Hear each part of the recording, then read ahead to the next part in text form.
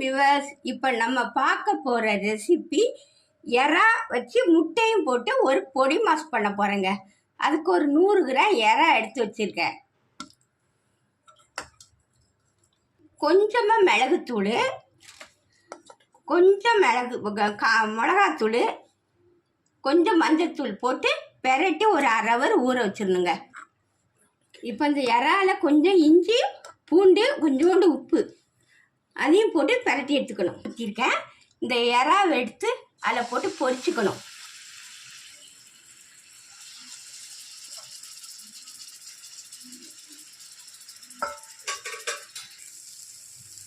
பாருங்க, எறா நல்லா பொரிஞ்சிச்சு. இதை எடுத்து தனியாக வச்சுக்கணும். தனியாக வச்சு கொஞ்சம் பொடி பொடியாக நறுக்கிக்கணும். ஆறின பிறகு பொடி பொடியாக நறுக்கணும். அதே கடையில் கொஞ்சம் எண்ணெய் ஊற்றிக்கிறேன்.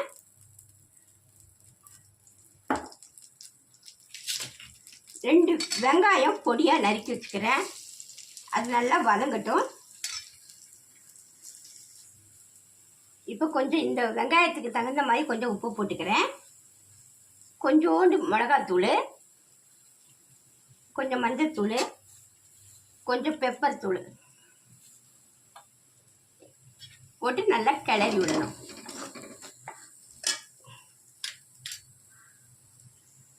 கொஞ்சம் கருவேப்பிலையும் போட்டு கிளறணும்.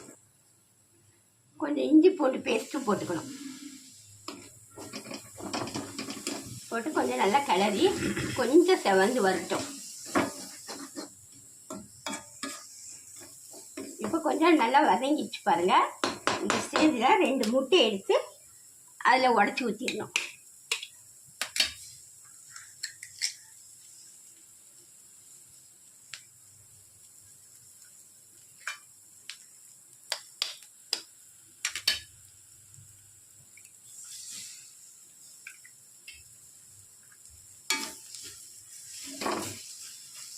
கொஞ்சம் வேகட்டும். இப்போ நம்ம எடுத்து வச்சா எறாவையும் வறுத்து வச்ச எறாவையும் போட்டு நல்லா கிளறி விட்டுக்கணும். உதிரியாக வர்றது வரைக்கும் கிளறி கொடுக்கணும்.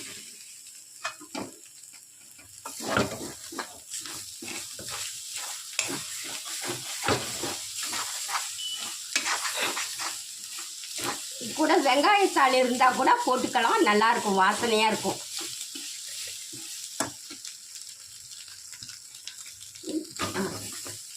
கொஞ்சம் கொத்தமல்லி எடுத்து மேலாக்க தூவி ஒரு பெரட்டிட்டு ஆஃப் பண்ணிட வேண்டியதாங்க.